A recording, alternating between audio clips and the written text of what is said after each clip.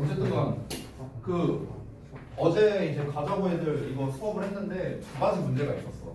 첫 번째는 뭐냐면 일단 내용이 좀 난이도가 좀 있었다는 거. 뒤로 가면 별로 안 어려워. 근데 앞부분이 좀 어려워요. 앞부분 게이트웨이랑 한 2번 정도까지 여기가 좀 난이도가 있고 두 번째 문제는 뭐였냐면 이것들이 이제 학교 나간다고 쳐 졸고 있어. 이러고 있어. 어제 이 항상 저기 김준 저기 앉고 이제 박민아가 여기 앉거든. 여기 지금 지영이 앉은 자리에. 그럼 이제 어제 어땠냐? 박민아는 이러고 있고 김준은 이러고 있어. 둘이 아주 위아래. 그지 같은 것들이. 아무튼간 안 그래도 내용이 어려운데 이제 그 집중을 못 한다면은 아무래도 이제 더 이해하기가 어렵겠지. 그러니까 좀 힘들더라도 좀 최대한 이해를 좀 잘 할 수 있게 잘 따라오시면 좋겠습니다. 자, 그러면 여러분은 이제 다행히도 오늘이랑 이제 토요일 날 수업이 있기 때문에 이번 주 중에 진도가 마무리될 수는 있어요. 이거는 뭐 문제 될 것 같고 오늘 이 5지문을 다 못한다 하더라도 토요일에 있으니까 이번 주 중에 다 마무리를 하자고요. 그래서 진도를 이번 주에 마무리하면은 이제 뭐 아시겠죠? 다음 주부터는 이제 알잖아 이제 우리 열심히 또 이제 각종 시험 문제를 또 이제 풀어야겠죠. 변형 문제 풀고 물론 이제 변형 문제를 이제 또 여러분이 간만에 하는 거라 어떤 식으로 푸는지 좀 잘 기억이 안 날 수 있으니까 제가 방법을 다시 한번 말씀드리고 그 다음에 변형 문제 풀고 뭐 이런 식으로 진행을 하겠습니다. 항상 우리가 이제 내신 대비할 때 이제 이론 진도를 나가고 그 다음에 변형 문제를 풀어보고 그 다음에 세 번째로는 이제 본인이 부족한 약점에 대한 복습을 하는 것 항상 이 과정으로 학습을 해야 여러분이 이제 내신 대비에 있어서 좀 철저하게 할 수 있다는 거겠죠. 물론 여기서 이제 주의할 점은요. 변형 문제를 풀기 전에 만약에 내가 시험 범위에 해당하는 모든 부분에 대한 일단 단어가 이제 숙지가 안 돼 있다. 여기서 단어는 유의어 제외하고요. 유의어 제외하고 이 본문에 나오는 단어들을 잘 모르는 게 있다. 두 번째, 해석이 잘 안 되는 부분이 있다. 만약에 한 부분이라도 이렇다면은 사실은 변형 문제 푸는 게 크게 도움은 안 됩니다. 별로 도움이 안 돼요. 그래서 만약에 이제 본인들이 이 두 부분에 대해서 부족한 점이 있다면은 반드시 그거를 먼저 채우고 난 다음에 문제를 푸셔야 됩니다. 아시겠죠? 그러고 난 다음에 이제 변형 문제를 풀면서 각종 이제 뭐 어법이라던가 그 다음에 이제 뭐 영작을 해야 되는 부분이라던가 이런 거에서 이제 각자 이제 약점들이 나올 거예요. 특히 서술형 풀 때. 그럼 이제 그런 부분들에 대한 이제 집중적인 학습을 해야겠죠. 되셨나요? 자, 그러면은 5강 내용 한번 살펴보도록 하겠습니다. 보시죠. 자, 5강의 게이트웨이인데 이게 게이트웨이가 아무래도 이제 수능 지문으로 실제로 나왔던 지문이라서 이제 난이도가 이제 제일 어려워요. 실제로. 일단 구조독해 패턴을 먼저 보자면 구조독해 패턴 자체는 되게 단순해. 도입, 주제, 부연 설명으로 가는 아주 그냥 흔한 패턴인데 내용 자체가 좀 되게 추상적이어서 잘 이해가 안 될 수도 있어요. 그래서 잘 한번 보시기 바랍니다. 자, 처음에 도입부에서 뭐가 나오냐면은 사람들은 어떤 이야기를 들을 때 그와 관련된 신념을 찾으려고 하는 경향이 있대요. 여기서 핵심 소재는 신념이에요. 신념. 이 신념이라는 말을 되게 잘 이해해야 되고요. 그래서 주제는 무엇이냐? 사람들은 기존의 신념을 토대로 신념을 찾으려고 한답니다. 신념이란 말이 되게 많이 나오죠. 자, 그에 대한 부연 설명을 이제 세 개로 이제 분류를 했는데요. 첫 번째, 사람들은 기본적으로 이미 알고 있는 거에 대해 새로운 신념을 찾으려 하지 않는다라는 특성이 있고요. 두 번째, 새로운 이야기를 들을 때 사람들은 기존에 가지고 있던 신념 중에 그것과 관련 있는 것을 찾으려 하고 마지막 세 번째는 그 관련 있는 걸 찾아서 비교한 후에 이를 통해 이해가 되면 더 이상의 신념을 찾지 않는다. 이렇게 정리가 되겠습니다. 여기서 신념이라는 말이 전부 다 들어가 있는데 이 신념이라는 말이 사실 되게 애매하거든요. 여러분이 이렇게 좀 뭔가 와닿지 않을 수도 있는 소재예요. 그러다 보니까 이 신념이라는 말을 좀 여러분이 다른 식으로 좀 이해를 하실 필요가 있을 것 같아요. 이제 우리가 글을 읽다 보면 알겠지만 이 신념이라는 거를 뭐 예를 들어 본인의 생각 또는 본인의 경험 또는 본인의 가치관 뭐 이런 식으로 약간 말을 바꾸면서 이해한다면은 조금 더 글을 이해하는 데 도움이 될 것 같다라고 생각이 듭니다. 자, 그러면 일단 내용을 한번 살펴보시죠. 학교에서 이제 진도 나갔을 거 아니에요? 온라인으로 이미. 그렇죠? 근데 아마 이제 사실은 제가 EBS 클래스 수업을 들어봤어요. 채연이 거 아이디 빌려갖고 내가 한번 들어봤는데 그냥 제 개인적인 소감입니다. 뭐랄까 그 어떤 여자 그 선생님이 나와서 이렇게 하더라고요. 그 EBS 강사분이 나와서 하는데 저는 솔직히 이해가 안 됐어요. 솔직히 그냥 나의 솔직한 심정. 그러니까 내가 만약 학생이라면은 내가 만약에 상위권 학생이라면은 문제가 없을 것 같은데 내가 예를 들어서 모의고사 기준으로 한 2, 3등급, 한 3등급 정도 나오는 학생이다라고 가정했을 때는 그러면 나는 이해를 못했을 것 같아요. 왠지 저는 좀 그런 느낌을 받았어요. 왜냐면 한 지문 해설하는데 10분도 안 걸리더라고요. 그 시간을 보니까 한 지문 해설하는데 대충 한 6, 7분? 이 정도 걸리더라고요. 그 이제 그 러닝 타임을 보니까. 그러면은 그 짧은 시간 동안에 이제 그 설명을 한다는 거는요. 그 뭔가 되게 깊이 있는 설명이라기보다는 이제 중간중간에 예시를 드는 것도 있었지만 그냥 하고 빠르게 하고 넘어가고 빠르게 하고 넘어가고 약간 좀 이런 게 좀 있어갖고 되게 여러 번 보지 않으면 좀 이해하기 좀 어렵겠다. 우리가 이제 이번 스팅라이트가 전반적으로 지문이 어렵진 않아요. 우리 작년에 리딩 파워 했던 거 생각해봐. 솔직히 그게 더 어려웠어. 그냥 내 개인적인 생각으로. 근데 이번 스팅라이트는요 유난히 어려운 지문이 몇 개가 있어요. 근데 주로 게이트웨이가 그랬어. 4강 게이트웨이도 좀 어려웠고 이번 5강 게이트웨이도 조금 난이도가 있어요. 그러니까 몇몇 어려운 지문이 있는데 그 부분들은 특히나 여러분이 이제 한 문장 단위 구문 분석도 그러니까 구문 독해도 중요하지만 전반적인 이 내용 파악을 하는 것 자체부터가 이제 쉽지 않거든요. 그래서 이 내용 파악에 있어서 잘 이해가 안 되는 부분이 있다면 꼭 질문을 하시기 바랍니다. 자, 내용 봐볼게요. When we hear story, 우리가 어떤 이야기를 들을 때 우리는 신념을 찾는데요. 여기 나왔죠, 핵심 소재. 어떤 신념이냐? They're being commented upon. 자, comment upon 하면은 우리가 뭐뭐에 대해 언급하다라고 해서 하는데 비빙 PP의 형태가 나와서 즉 진행형에다가 수동태가 섞여 있는 구조가 되는 거죠. 그래서 진행형은 하고 있는 거고 수동태는 뭔가 되는 거니까 뭐뭐 되고 있다 이렇게 해석하면 되는 거야. 자, 그러면 언급되고 있는 신념들을 찾는다 이런 내용이 나왔습니다. 아까 도입 부분이랑 똑같은 말이에요. 이어서 any story 어느 이야기든지 간에 has many possibilities. 그러니까 많은 있을 법한 신념이 있답니다. inherent in it. inherent in it 하면은요 이게 내재되어 있는 이라는 뜻인데요. 보통 이렇게 전치사 in과 되게 잘 어울립니다. 전치사 in. 그래서 보통 이렇게 뒤에서 앞으로 수식하는 구조가 많이 나와요. 여기다가 써놨으니까 참고하시면 되겠습니다. 그래서 그것 안에 여기서 말하는 그것은 그 이야기입니다. 이야기 안에 내재되어 있는 많은 있을 법한 신념이 있다라는 겁니다. 즉 웬만한 모든 이야기에는 다 어떤 신념이 들어가 있다라고 생각하면 돼요. But 하지만 how does someone listening to a story find those beliefs? 그러나 어떻게 누군가, 이 누군가가 누구냐? Listening to a story. 이야기를 듣고 있는 누군가가 어떻게 발견하느냐? 그러한 신념들을. 이어서 we find that 우리는 그것들을 발견합니다. 즉 신념들을 발견합니다. by ing 뭐함으로써 looking through. 자, look through 하면은 훑어보다, 대충 보다 이런 뜻인데요. 훑어봄으로써 신념들을요. 어떤 신념들? We already have. 우리가 이미 가지고 있는 신념들을 훑어봄으로써 우리는 그것들을 찾는다. 여기까지가 도입과 주제 읽은 겁니다. 자, 여기까지 직독직했는데 무슨 내용이에요? 이게 뭔가 잘 와닿지 않죠? 내용 자체가 뭐가 신념이 없죠. 계속 신념 이러는데 자, 이게 뭔지 내용 파악 좀 해보자. 첫 페이지 다시 보면서 자, 예시를 들면서 설명할 테니까 잘 들어봐요. 여기에서 우리를요 그냥 여러분이라고 할게요. 여러분. 자, 여러분이 어떤 이야기를 들어. 여기서 어떤 이야기는 예를 들어볼까? 쌤이 예를 들어서 개고기에 대한 얘기를 한다고 쳐볼게. 개고기.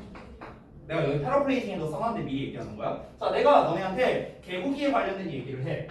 그러면은 너네들은 어떠냐면요 신념을 찾아. 어떤 신념이냐면 이 언급되고 있는 신념이라는 거니까 이 개고기에 대해서 내가 어떤 이야기를 하고 있잖아. 그러면은 저 선생님은 뭐 어떤 믿음을 가지고 저 개고기에 대해서 저렇게 얘기하는 거지? 그러니까 예를 들어서 내가 개고기는 먹어도 된다. 뭐 이런 식으로 뭐 개고기는 맛있다. 뭐 예를 들어 이런 주제로 얘기한다고 쳐봐. 그러면 이제 너네는 선생님은 무슨 생각으로 저런 얘기를 하는 거지? 어떤 믿음, 어떤 가치관, 어떤 신념을 가지고 저런 이야기를 하는 거지? 라고 이렇게 찾는 경향이 있다는 거야. 이해되지?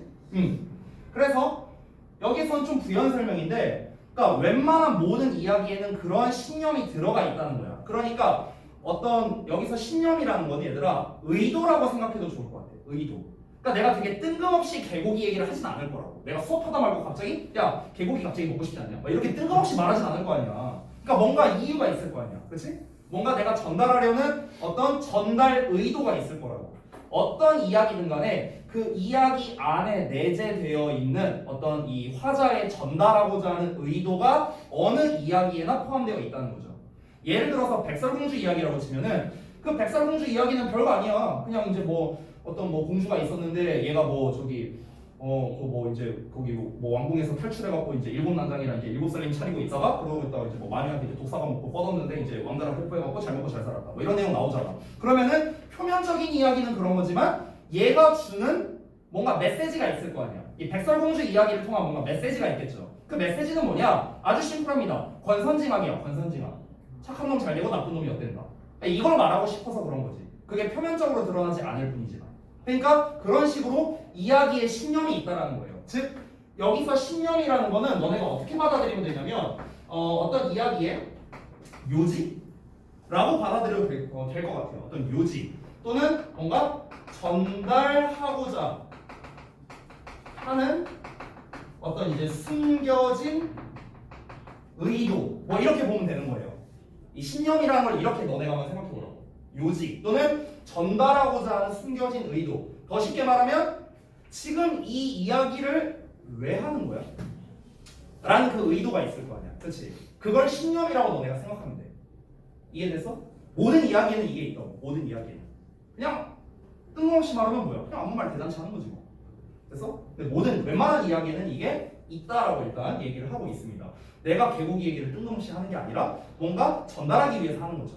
자, 근데 그러면 이제 듣는 여러분 입장, 이야기를 듣는 여러분 입장에서는 그러면 그 신념을 어떻게 발견하냐고. 그렇죠? 그러니까 이걸 어떻게 파악하냐고. 이 얘기하는 거야. 어떻게 파악하느냐? 그러면은 그 파악하는 방법이 바로 여기 나와 있는 거야. 어떻게 파악하냐면요. 너네가 이미 가지고 있는 그런 신념을 기반으로 해서 발견한다는 거야.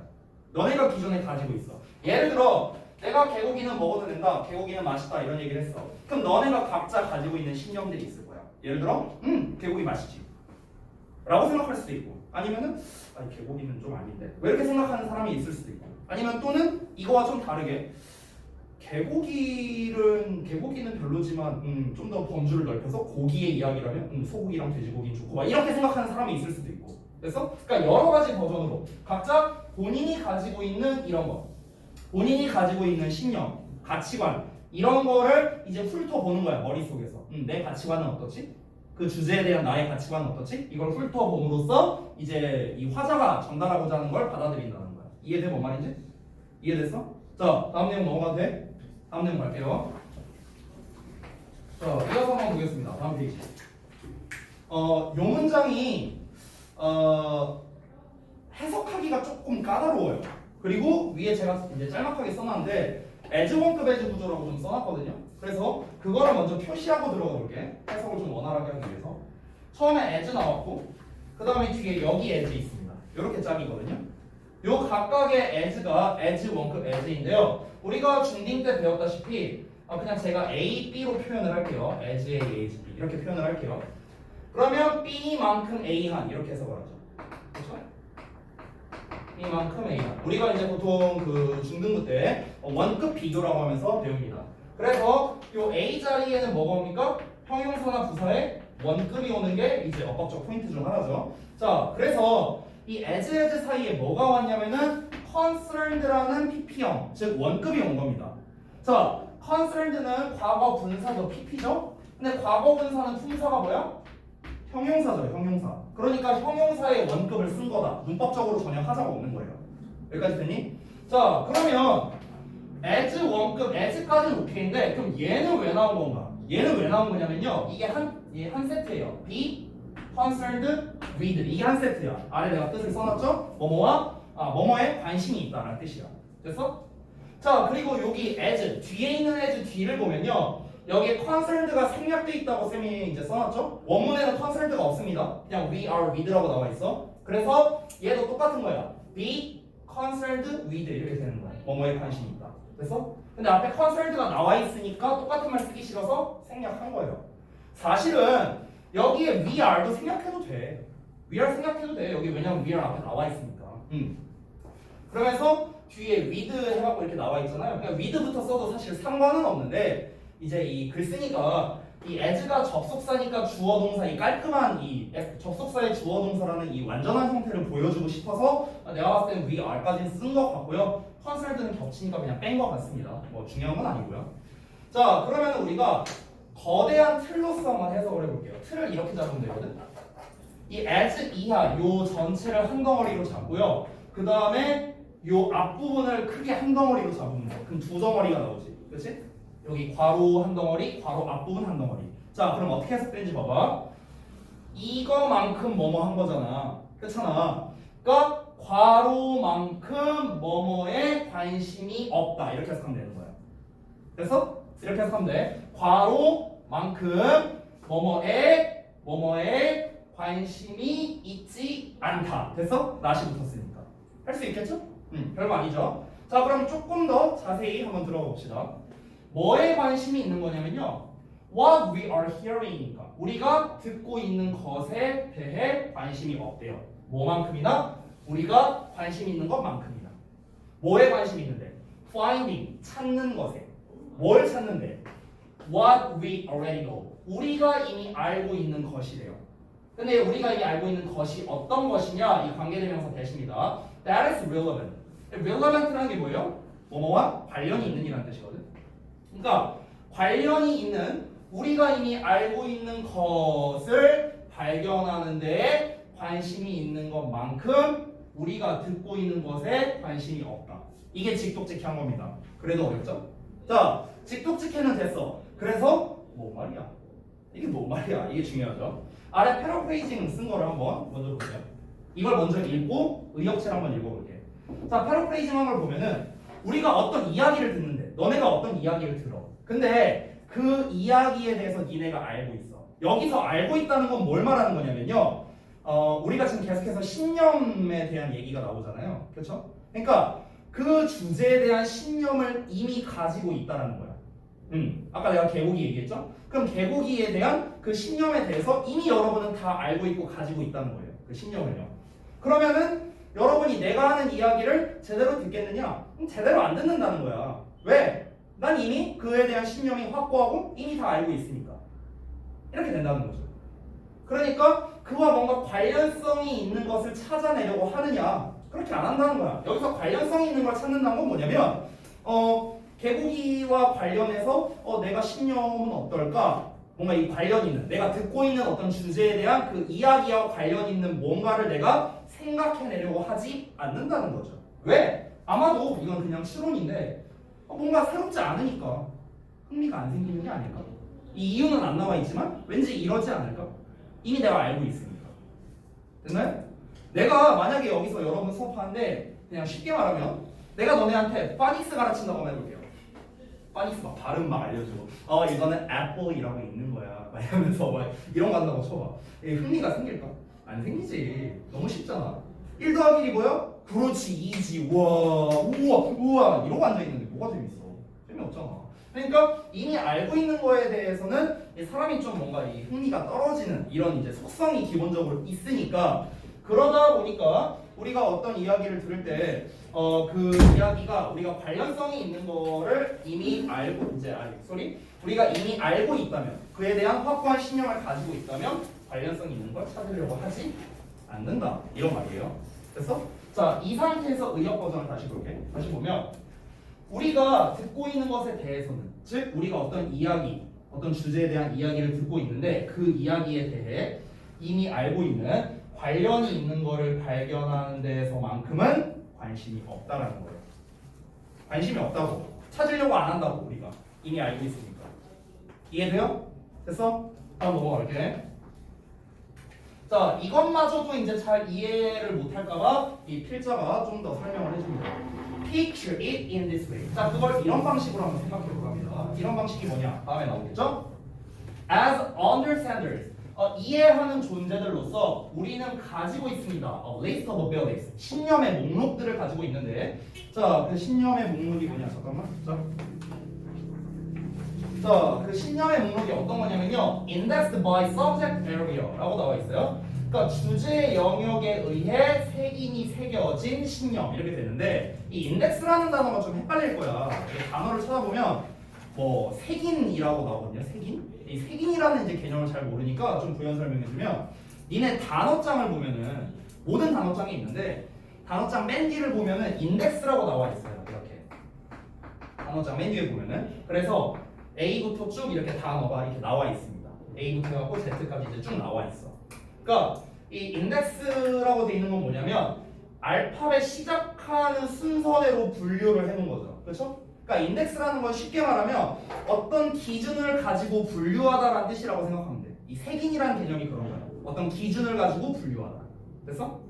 그러니까 어떤 주제 영역별로 분류가 된 그런 신념의 목록들이 있다는 거야. 우린 그런 게 있다고. 뭐 예를 들어서 제가 좀 쉽게 말해주자면, 만약에 내가 좋아하는 과일과 싫어하는 과일이라고 한번 해볼게. 자, 그럼 내가 과일이라는 큰 카테고리가 있는데, 그 분류가 있는데 이렇게 되는 거야. 과일이라는 분류가 있어. 그럼 과일이란 분류에서 나는 어떻게 이제 이 색인을 하냐면요, 좋아하는 과일이 있고, 이 싫어하는 과일이 있고, 그냥 중간인 게 있고 막 이렇게 있는데, 이 싫어하는 과일 중에서도 또 뭔가 이게 색인이 나눠진다고. 근데 예를 들어서 제가 하나 예시를 들어보자면, 쌤을 예시로, 제가요 감을 좋아하거든요. 감, 그 단감이라고 하죠. 딱딱한 거. 저 감을 좋아해요. 홍시 좋아해요. 근데 곶감은 싫어해요. 제가 포도 좋아하거든요. 근데 건포도는 안 좋아해요. 그럼 여기에서 이제 제가 분류한 색인은 무엇입니까? 말린 거는 안 먹는다는 거죠. 그래서 그러니까 뭔가 좀 프레쉬, 그러니까 뭐 예를 들어서 프레쉬한 거는 이쪽에 들어가겠지, 그렇지? 근데 이제 싫은 것 중에서도 어떤 거? 좀 약간 이 드라이한 거, 이런 건 이제 내가 안 좋아해. 그럼 이제 드라이한 종류가 뭔데? 아까 말한 건포도, 곶감, 뭐 약간 이런 거. 그래서 약간 연결되는 게, 연관성이 있는 게 견과류도 별로 안 좋아해요. 이런 식으로 이제 연결이 되는 거야. 이렇게 나는 색인이 분류가 돼 있다고. 그래서 색인 되어 있다고. 저 같은 경우는 음식이라는 주제에 대해서, 과일이라는 주제에 대해서, 그렇죠? 이 예시를 든 거예요. 자, 그래서 이제 혹시 모를까봐 이제 패러프레이징을 써놨는데요. 이제 패러프레이징은 참고로 한번 보시면 되겠습니다. 자, 다음 내용 볼게요.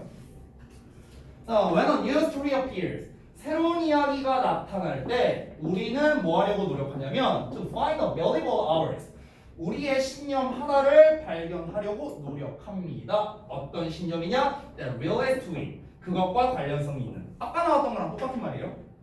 내가 어떤 이야기를 한다, 너네한테 아까 말했던 막 개고기 이야기를 한다. 그럼 너네 어떻게 한다고? 이 개고기와 관련이 있는 너네가 가지고 있는 여러 신념, 그 색인이 막 여러 가지 있는데, 분류가 여러 가지 있는데 그 여러 신념 중에 하나를 찾으려고 노력한다는 거야. 너네가 가지고 있는 가치관, 이런 거를 찾으려고 한다는 거죠. 이야기를 듣는 동시에. 됐나요? 됐어? 여기까지 이해됐어? 다음 넘어갈게. 이 지문은 난이도가 있기 때문에 필히 여러분이 인강 필수입니다. 무조건 들어가야 돼요. 되게 중요합니다. 잘 들어보세요. 이어서 when we do, 우리가 할 때, 우리가 뭘 한다는 거야? 이걸 한다고요. 즉 새로운 이야기, 이 앞문장 말하는 거야. 여기서 when we do가 말하는 거는 앞문장 할 때야. 앞문장을 할 때. 앞문장을 한다는 건 다시 한번 무엇이다? 우리가 새로운 이야기를 들을 때 그것과 관련이 있는 그런 이제 우리가 가진 신념 중에서 관련이 있는 거를 찾으려고 노력한다는 것. 그래서 그 노력을 할 때 우리는 어떤 이야기를 찾는답니다. 여기 헷갈릴 수 있으니까 잘 들어봐. 우리는 어떤 이야기를 찾아요. 어떤 이야기냐면 attached to that belief, 그 신념에 첨부된 이야기를 발견하고요. compare, 비교합니다. the story, 그 이야기를요. in our memory, 우리 기억 안에 있는 이야기를 뭐랑 비교하냐면 to the one we are processing, 우리가 처리하고 있는 하나, 즉 이야기와 비교를 한답니다. 그래서 compare A to B 구조가 나왔으니까 참고하시고요. A를 B와 비교하다. 뭐 찍독찍해는 됐고 뭐 단어도 어렵지 않습니다. 근데 역시나 뭔 말이야? 이게 이제 중요하겠죠. 잘 봐요. 앞 내용과의 연관성이 굉장히 중요합니다. 만약에 나라면요, 문장 삽입으로 내도 괜찮을 것 같아요. 이런 문장, 지금 이 문장을 문장 삽입으로 낸다면 우리가 그렇게 할 때 뭘 그렇게 한다는 거야? 뭐 이러면서 헷갈릴 수 있으니까. 자, 앞내용을 다시 한번 생각해봐. 너네가 어떤 새로운 이야기를 들어. 새로운 이야기를 들어. 그러면 어떻게 한다? 그것과 관련 있는, 그대로 쓰는 거야. 관련 있는 우리가 가진 신념을 탐색을 해본다고 나와 있죠 지금. 그렇죠? 이 앞문장 그대로 쓴 겁니다. 자, 우리가 그렇게 할 때 하면 그 이제 우리는 또 뭐 한다고요? 그 신념과 관련 있는, 그러니까 그 신념에 첨부된 이야기를 발견한답니다. 신념에 첨부된 이야기를 발견. 그러니까 신념에 첨부된 이야기를 발견한대요. 그렇게 해서 어떻게 한답니까? 우리 기억 속에, 우리 기억, 이거 지금 직독직해 하는 거 그대로 쓰는 거야. 이거 뭐 쓰는 거 별 의미 없어요. 이따 패러프레이징 할 거니까 그거나 잘 쓰세요. 자, 우리 기억 속에 있는 이야기, 이거랑 처리 중인 이야기, 이거를 비교한다. 자, 이렇게 돼 있습니다. 지금 제가 쓴 거는요, 요 문장과 전 문장 두 개를 그냥 직독직해한 걸 나열한 겁니다. 자, 이제 설명해 드릴게요. 제가 자, 내가 예를 들어서 여러분께 개고기는 조금 적절하지 않을 수 있으니까 다른 예시를 한번 들어볼게요. 만약에 내가 내 학창 시절 얘기한다고 쳐보자. 내가 고등학교 때, 내 이제 여러 가지 분류가 있는데 학창 시절이라는 큰 분류가 있는데 거기에서 고등학교라는 또 색인이 있고 그 고등학교에서 여러 가지 생활 중에 뭐 여러 가지 나올 수 있겠죠. 뭐 이제 친구 관계는 어땠는지 아니면 뭐 동아리는 뭐 했는지 막 여러 가지 이야기가 있을 수 있는데 여기서 딱 하나 잡아서 학습에 대한 얘기를 했다고 쳐보자. 학습. 이 학습에서도 고등학교 2학년 때의 학습에 대해서 얘기한다고 한번 가정을 해봅시다. 자, 그러면은 내가 그 이야기를 하는데 너네 전원 다 처음 듣는다고 한번 가정을 해보자고요. 자, 그럼 그랬을 때 너네는 이제 내가 하고 있는 이야기랑 관련성이 있는 니네가 기존에 가지고 있는 신념을 이제 찾는 거야. 내 이야기를 듣는 동시에. 뭐 예를 들어서 야, 내가 2학년 1학기 중간고사랑 기말고사 때 공부를 이제 하루에 막 몇 시간을 했어. 내가 그래서 어떤 마음으로 공부했었냐면 이렇게 했고 저렇게 했고 그때 내가 학원을 뭐 이렇게 다녔고 안 다녔고 막 이런 얘기를 해. 그러면은 너네가 가지고 있는 신념, 나도 그렇게 하는데, 나도 그런 마음으로 공부했는데, 나는 뭐 이런 거, 뭐 이렇게 이제 자기의 신념 또는 자신의 가치관, 내가 봤을 땐 저렇게까지는 할 필요 없을 것 같은데, 뭐라던가, 뭐 여러 가지 나올 수 있겠죠. 그러니까 그런 신념을 일단 탐색을 한다는 거야. 여기까지 이해됐어? 그러고 난 다음에 그 신념에 첨부된 이야기를 발견합니다. 여기서 그 신념이라는 건 뭘 말하는 거냐면요, 너네의 신념을 말하는 거야. 내가 말하는 이 내 이야기의 신념이 아니라 니네가 신념을 탐색을 했다며. 너네 각자의 가치관을 탐색을 했다고. 너네 각자의 가치관. 그래서 근데 그 가치관과 이제 관련이 있는 이야기를 발견한다고. 예를 들어서 내가 만약에 이랬어. 쌤이 이거 실화입니다. 제가 고1 때요. 고2 때였나? 고2 때였던 것 같다. 고2 때요 제가 학교가 우리 되게 좋았거든요. 그래서 학교에서 그 경시대회가 있었어요. 1년에 2번, 1년에 3번. 그래서 영어 수학 경시대회를 해갖고 전교 25등 안에 들면은요 상금을 줬어요. 진짜 현찰로. 진짜 줬어. 15만 원 과목당.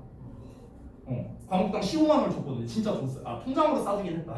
통장으로 한 일주일 뒤에 싸줬어요. 진짜.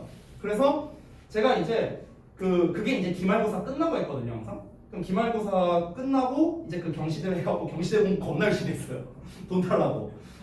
그래갖고 경시대회 공부를 해갖고 그 경시대회 범위는 참고로 1학기 전범이었어요. 그래서 영어 전범위, 수학 전범위, 1학기 전체. 그렇게 해서 경시대회 해갖고 그때 내가 수학 6등, 영어 8등인가 했거든 아무튼. 그래갖고 30만 원을 받았어요. 그리고 가출했어요. 그 돈 들고 가출했습니다. 30만 원 생겼으니까 이제 난 내 자아를 찾아 떠나겠다 이러면서. 자, 내가 이런 얘기를 했다고 쳐봐. 그러면은 내가 이제 방금 얘기를 했을 때 이제 너네가 이제 지금 내가 말한 이제 관련 있는 신념을 이제 찾는 거야. 뭐 예를 들면 쉽게 말하면 이럴 수 있겠지. 뭐 예를 들어 우리 학교에도 그런 거 있었으면 좋겠다라고 생각할 수도 있고, 아니면은 내가 만약에 그걸 30만 원 타면 어떤 기분일까? 만약 나라면 이렇게 할 것 같은데 뭐 이런 생각을 할 수도 있고. 그렇죠? 그러면은 이 신념과 이 신념의 첨부된 이야기를 발견한다? 그럼 이제 신념의 첨부된 이야기는 예를 들면 이런 거야. 갑작스럽게 30만 원이랑 큰 돈이 생겼을 때, 그러니까 갑작스럽게 큰 돈이 생겼을 때 난 뭘 했었지? 아, 생각해보니까 작년 설날 때 내가 뭐 세뱃돈을 한 100만 원 받았는데 그때 생각해보니까 막 옷 사고 뭐하고 했었었네? 막 이러면서. 그럼 이거는 뭡니까? 내가 방금 말한 이야기의 신념은 뭐예요? 갑자기 큰 돈이 생겼을 때의 행동이라고 볼 수 있는 거죠. 이쪽으로 접근을 한 거야. 이네 중에 한 명이. 예를 들어. 그럼 이제 그 이야기랑 너네의 경험을 연관짓는 거야. 내가 갑자기 큰 돈이 생겼을 때 나는 어떻게 했더라? 이러면서 그 너네가 가지고 있는 신념에 그 이야기를 이제 붙인다는 거죠. 이해돼요? 뭔 말인지? 여기까지 이해됐어? 그러고 난 다음에 어떻게 하는 거냐면 너네 기억 속에 있는 그 이야기, 세뱃돈 받아서 돈 썼다는 이야기, 그리고 처리 중인 이야기는 뭐야? 내가 하고 있는 이야기겠지. 됐어요? 이거를 비교하는 거야. 아, 쌤은 돈이 갑자기 생기면 가출했구나. 나는 돈 많이 생기면은 나는 그렇게 했었는데. 너네의 경험과 나의 경험이라고 봐도 되겠죠? 그러니까 여기서 신념은요. 이거를 비교한다는 거야. 쟤는 큰 돈이 생기면 어떻게 할까? 뭐 이런 식으로. 뭐 이렇게 생각할 수도 있겠다. 됐어? 이해됐어? 이제 돼요? 오케이. 자, 다음 넘어갈게. 그러면 우리가 이 과정을 통해서 뭘 할 수 있는 거냐면 그 새로운 이야기에 대한 우리의 이해라고 했어요. 여기서 이해라는 건 당연히 내가 뭔가를 이야기하고 있는데 여러분의 경험과 이렇게 비교할 수 있다는 것 자체가 뭐야? 그것 자체가 이야기를 이해할 수 있다는 거 아니에요? 내가 하는 말이 뭔 말인지 모르는데 니네가 예시를 생각할 수 있을까? 생각 못 할 거 아니야. 그렇잖아. 그러니까 그 새로운 이야기에 대한 우리의 이해. 됐죠? 그 이해가 뭐가 되냐면요. 그 시점에 오래된 이야기의 기능이 된대요. 이 말이 더 어렵죠? 그 시점에서 오래된 이야기의 기능이 된다. 이것도 뭔 말이야. 자, 패러프레이즈 보자. 자, 비교를 했어, 니네가. 이제 그 이야기 이해했지? 내가 한 말 이해했지? 그게 바로 오래된 이야기가 하는 기능이라는 거예요. 자, 이게 뭔 말이냐? 여기서 오래된 이야기가 하는 기능이라는 거는요. 앞서 말한 기존의 신념, 즉 너네 기억 속에 있는 신념, 경험, 가치관 이런 게 너네한테 이해시켜주는 기능이라고 보면 되는 거야. 그러니까 무슨 말이냐면요. 여기서 오래된 이야기라는 거는요. 너네가 가지고 있는 그 신념과 관련 있는 좀 더 자세하게 신념과 관련 있는 너네가 겪은 이야기 이렇게 되겠지. 풀어서 쓰잖아요. 즉 아까 내가 들었던 예시로 하자면 여기서 말하는 오ld 스토리는 아, 나 예전에 설날 때 큰 돈 받아갖고 옷 샀었지 하는 그거 말하는 거야. 됐어? 그 이야기의 기능이 되는 거라고. 그럼 여기서 기능이 된다는 건 뭔데요? 즉 정리하자면 내가 하는 이야기에 대한 이해를 위해서 내가 하고 있는 이야기, 이 이야기에서 이해라는 건 내가 어떤 의도로 어떤 신념으로 지금 너네한테 이야기를 하고 있는 건가 라는 걸 이해하기 위해 너네의 오래된 경험을 사용한 거잖아. 이해돼요? 너네의 경험을 사용한 거잖아. 아, 나도 옛날에 이랬었지. 아, 선생님도 그런 생각으로 지금 우리한테 얘기하는 거겠지? 하면서 이해한 거잖아. 그게 바로 오래된 이야기가 가지고 있는 기능이라고. 됐어요? 이렇게 이해하시라고. 자, 다음 내용 이어볼게요. 자, once we find a belief and connect history. 자, 일단 우리가 신념을 발견했어. 처음에 신념 발견했지? 이 시점에서 신념을 발견했어. 그리고 뭐 했어? 관련 있는 이야기 찾았지? 너네가 가지고 있는, 너네가 경험해본 그 관련 있는 이야기를 찾았지? 그러면 어떻게 된다? 우리는 need no further processing. 자, 더 이상 처리를 하는 걸 필요로 하지 않는다는 거야. 여기까지 끝났다면은, 자, 여기 이제 비교하고 다 했어. 그럼 이제 거기에서 추가적으로 더 너네가 신념을 탐색하는 다른 예시를 생각하진 않는다고. 아, 선생님이 큰돈 생겼을 때 가출했구나. 내가 뭐 했었더라? 아, 나는 큰돈 생겼을 때 옷 사고 뭐 화장품 사고 이랬어. 여기서 끝난다고. 내가 이제 이해했잖아. 이 이야기를 이해했잖아. 그러니까 이걸 더 이해하려고 뭐 또 다른 예시를 생각하고 이러지 않는다는 거야. 이해돼? 그 얘기가 사실 아까 앞에서도 나왔었어. 왜? 이제 나는 그 이야기를, 쌤이 하는 이야기를 이제 이해했으니까 이미 알고 있는 거잖아. 이미 알고 있는 거에 대해서 내가 아까 잠깐 얘기했죠. 흥미가 떨어진다. 이제 알았으니까. 그러니까 굳이 뭐 더 짱구 굴려갖고 생각하지 않는다는 거야. 이해돼요? 그러니까 더 이상 처리하지 않는다는 거죠. That is, 즉, the search for other beliefs. 다른 신념에 대한 탐색이 stops. 멈춘다는 거. 이해됐어요? 내용? 오케이? 내용 자체가 되게 애매해요. 이 지문은요, 직독직해의 난이도는 그렇게 높지 않습니다. 직독직해는 되게 쉬워요. 아까 우리 as 나온 거 있잖아. 거기 빼고는 그냥 직독직해 하기는 어렵지 않아요. 근데 문제는 뭐냐? 패러프레이징이 되게 어려워. 특히 한 문장 단위. 글 전체에 대한 내용도 어렵지 않아. 결국 글 전체에 대한 내용은 뭐냐? 너네가 새로운 이야기를 들을 때 기존의 신념과 너네가 가지고 있는 이야기를 통해 그 새로운 이야기에 대한 이해를 도울 수 있다. 그냥 이걸 말하는 거야. 새로운 이야기를 들을 때 너네가 가지고 있는 기존의 신념이 하는 역할. 뭐 이렇게 정리해도 되겠죠. 그러니까 글 전체를 정리하면 어렵지 않는데요. 한 문장 단위로 지금 내용을 이해하기가 좀 어렵잖아요. 그럼 이런 거를요. 시험을 쉽게 낸다면은 주제 쪽으로 내는 게 오히려 쉬워요. 왜냐면 전체적인 내용은 어렵지 않아. 전체적인 내용은 이거야. 이거 지금 써놓은 거. 너네가 가지고 있는 신념을 이용해 새로운 이야기를 이해한다. 이거예요. 됐죠? 전체 주제는요. 그런데 다시 한번 말하지만 한 문장을 너네가 똑바로 이해하는 게 어려운 지문이었잖아. 얘는. 그래서 어렵게 낸다면요. 한 문장을 조질 수 있는 그런 걸로 시험을 내는 거야. 그래서 아까 말했던 어떤 뭐 연결사, 문장삽입, 흐름상 어색 또는 뭐 이제 여기서 흐름상 어색은 어휘추론 문제 말하는 거예요. 어휘 밑줄 5개 쳐놓고 흐름상 어색한 어휘 골라라. 이런 문제 있잖아. 이런 게 어렵게 나오는 거야. 이런 지문은. 됐어요? 참고하시고요.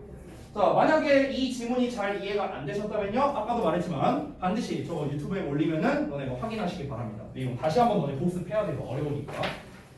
너네가 이 5강의 게이트웨이를 이제 원문 갖고 연습을 할 때는요. 직독직해는 아까 as 나왔던 부분, 그 부분을 좀 집중적으로 학습을 하시고요. 웬만하면 한 문장 읽으면서 내용을 이해하려고 니네가 생각해야 돼요. 5강 게이트웨이는 특히나. 알겠죠? 자, 넘어갑시다. exercise 1번입니다. 봅시다. 구조독해 패턴인데 구조독해 패턴이 약간 좀 짬뽕형이에요. 이 녀석은. 일단 우리가 또 오랜만에 보는 현상 문제제기의 패턴인데 여기에는 해결책이 없기 때문에 문제제기 부분이 바로 주제문이 됩니다. 예전에 얘기했죠. 자, 그런데 이 현상 부분에 이 통념과 주제가 또 섞여 있어요. 요 안에 들어가 있어. 통념은 일반적인 사람들은 이렇게 생각한다. 하지만 그게 아니다. 이게 이제 주제가 되는 거죠. 그래서 이 소주제라고 쌤이 써놨는데 글 전체의 주제는 아니고 그냥 이 부분에 대한 좀 부연 설명, 도입부에서 그냥 잠깐 살짝 쳐주는 거 이렇게 생각하면 돼요. 그래서 제가 소주제라고 표현을 했고요. 글 전체의 주제는 바로 이 문제 제기가 되는 겁니다. 자, 그래서 현상 부분을 먼저 보자면 첫 번째 통념인데요. 기술이 발전하면서 교육과 훈련이 중요해지고 있대요.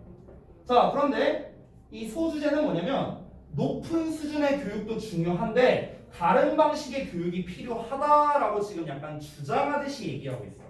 근데 그 다른 방식의 교육이 필요하긴 한데 만약에 여기서 다음의 내용이 그 다른 방식의 교육이 이렇게 저렇게 그렇게 돼야 된다. 만약 이런 내용이 나왔다면 그러면 여기가 그냥 글 전체 주제가 되는 거야. 만약에. 근데 다음에 그런 내용이 안 나와. 교육 방식에 대한 게 나오는 게 아니라 문제점이 나와요. 근데 문제가 있대. 그러니까 다른 방식의 교육을 해야 되는데 이 교육을 좀 해봤자 의미가 없다. 약간 이런 식으로 가는 거야. 왜 의미가 없냐면 학문적인 능력이랑 지능을 혼동을 해버려요. 이 교육을 하는 사람들이. 또는 교육을 받는 사람도 그래. 교육을 하는 사람과 받는 사람이 이 두 가지를 헷갈려하는 거야. 자, 이건 무슨 말이냐면 학문적 능력을 쉽게 말하면 이렇게 생각하면 돼. 얘는 내신 성적이라고 생각해요. 학문적 능력은. 지능은요 IQ라고 생각하면 돼요. 쉽게 말하면. 그래서 우리가 IQ가 높다고 내신 성적 잘 나오는 거 아니잖아. 내신 성적 높다고 IQ 높은 거 아니죠. 됐어요? 그러니까 이 둘은요 별개의 개념이야. 별개의 개념인데 사람들이, 그러니까 교육하는 사람들이 어떻게 생각을 하냐? 얘 내신 성적 5, 1등급이네? 얘 IQ 높겠다. 이렇게 혼동해버린다는 거죠. 거꾸로 얘 IQ 높네? 내신 성적 잘 나오겠다. 이렇게 혼동해버릴 수도 있고요. 심지어 본인들도 그 당사자도 그렇게 생각을 한다는 거예요. 나 IQ 높으니까 뭐 대충 공부해도 1등은 나오지 않을까? 이렇게 생각을 해버린다고. 본인도. 이게 문제라는 거야. 그러니까 뭐 교육을 어떻게 하든 간에 그 혼동을 하는 것 자체가 문제니까 교육을 이렇게 하든 저렇게 하든 이게 뭐 의미가 없다. 이런 식으로 이제 가는 거죠. 그래서 이 혼동을 한 결과 어떻게 되느냐? 이 지능이 높은 사람들, 그 당사자들은요, 본인의 지능이 높지 않다고 생각을 하면서 교육을 받아왔다는 거야. 이 말은 무슨 말이냐? 이렇게 생각하면 돼. 자, 지능이 높은 사람들 뭐야? IQ 높은 사람들이야. 쉽게 말하면 내가 IQ가 높아. 근데 내가 내신 성적이 안 나와. 그러니까 어떻게 생각하는 거야? 아, 난 그냥 빡대가리구나. 이렇게 생각을 했다고. 쉽게 말하면 내신 성적이 안 나오니까. 그렇게 교육을 받아왔다고요. 막 선생님이 그렇게 알려주는 거야. 야, 너 IQ 높으면 뭐해? 내신 성적 안 나오는데. 이런 식으로 이제 평생을 교육을 받아온 거야. 그러니까 본인들도 이제 그렇게 알고 있다는 거죠. 이해돼요? 이게 글 전체의 내용이 되겠습니다. 자, 좀 더 자세하게 살펴볼게요. 봅시다. 첫 문장입니다. As a technological revolution gathers pace. 기술적인 혁명이 속도를 얻으면서 이렇게 됩니다. 얻으면서 education and training. 교육과 훈련이 are thought. 여겨집니다. 생각됩니다. to be. 뭐하도록? The answer to everything. 모든 거에 대한 해답으로, 해답인 것으로 여겨진답니다. 자, 요 문장 잠깐 볼게요. 제가 이제 여기다가 문장 전환 주의라고 해서 써놨는데 여러분의 이해를 돕기 위해서 과정을 다 써보겠습니다. 잘 따라오세요. 여기 일단 think 단어 나왔으니까 쌤도 똑같이 think를 활용해서 써볼게요. 잘 봐요. 자, people think that 주어 동사. 뭐 되게 평범한 문장이죠. 그렇죠? 사람들은 대절이라고 생각한다. 이렇게 되죠? 자, 이거를 쌤이 수동태로 한번 바꿔볼게요. 수동태. 자, 수동태가 되면 어떻게 됩니까? 얘가 주어, 얘가 동사, 대절이 목적어잖아. 그렇지? 그럼 대절이 통으로 앞으로 가겠죠. 이렇게. 됐죠? 주어 자리 왔고. 그 다음에 얘는 비동사의 PP 되겠죠? 대절은 단수 취급이니까 is thought 이렇게 됩니다. 여기까지 됐죠? 그 다음에 people은 맨 뒤로 가서 by people 돼야겠죠. 수동태니까. 근데 by people은 생략이 가능합니다. 이렇게 됐어요. 여기까지 맞죠? 자, 그런데 잘 보시면 지금 주어가 대절이니까 길게 나왔죠? 보기 싫죠? 동사는 이거밖에 안 되는데 주어가 길잖아. 그럼 우리 뭐 씁니까? 가주어 진주어 쓸 수 있죠. 그래서 가주어 it, thought. 그 다음에 대절을 쓰는 거죠. 됐어요? 이렇게도 쓸 수 있죠? 어렵지 않지 지금까지? 어렵지 않지? 자, 이 상태에서 여기다가 조금 헷갈릴 수 있는데 잘 보면 지금 여기에 대시라는 절의 형태가 나왔는데 여기를 구의 형태로 바꿔 쓸 수 있어요. 구. 주어 동사가 없는 버전. 자, 어떻게 하면 되냐면은 일단 요 대절의 주어를 문장 앞으로 빼버려. 그럼 주어가 일로 나오겠죠. 그죠? 자, 그 다음에 is thought는 그대로 내립니다. 뭐 주어가 복수일 수도 있으니까 그냥 쌤이 B라고 쓸게요. 그래서 be thought 이렇게 됩니다. 여기까지 됐죠? 그 다음에 대절의 형태가 아니라 투부정사 형태로 써주는 거예요. 투부정사. 그럼 뒤에 동사원형 써야 되죠? to 뒤에 이 동사원형을 요 놈으로 써줍니다. 요 동사로. 주황색으로 쓸게요. 이렇게. 이런 형태가 됩니다. 그래서 하나, 둘, 셋, 네 개가 다 똑같은 말이에요. 전부 다 똑같은 말이야. 이 네 개가 전부 다 똑같은 말입니다. 여러분이 여기서 조금 헷갈릴 수 있는 게 쌤, 능동태를 수동태로 바꿨는데 얘가 똑같은 말이에요? 네, 똑같은 말이에요. 여러분, 능동태랑 수동태의 차이는 뭐냐면요, 입장의 차이입니다. 의미의 차이가 아니에요. 무슨 말이냐? 수동태라는 거는 당하는 입장에서 말하는 거고 능동태라는 거는 하는 입장에서 말하는 거잖아. 내가 책상을 쳤어. 내가 책상을 치면은 내 입장에서 말하면은 책상을 친 거고 책상 입장에서 말하면 나한테 맞은 거고 이런 거잖아. 내가 책상을 때렸다, 책상이 나한테 맞았다. 똑같은 말 아니야, 둘 다? 됐죠? 능동태든 수동태든 의미는 똑같다고. 차이점은 뭐냐고. 내 입장에서 말하냐, 얘 입장에서 말하냐. 이거밖에 차이가 없는 거야. 됐어? 그러니까 의미 자체는 똑같은 거야. 의미 자체는. 아시겠죠?